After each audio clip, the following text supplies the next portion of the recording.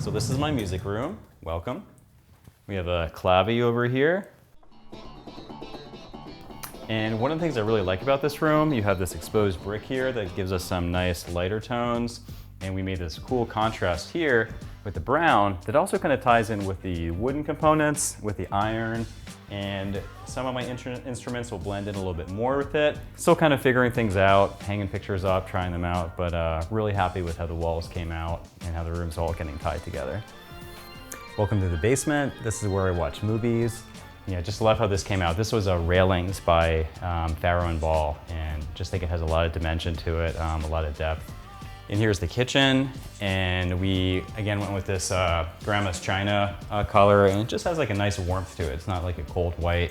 I think it was nice to have some neutral when you have all these really cool accenting elements like the exposed brick, the wood.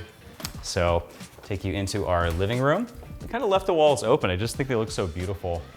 As I was mentioning before, you have the accent of the brick over here, and then if we go around this way, we'll see we have all this beautiful stone.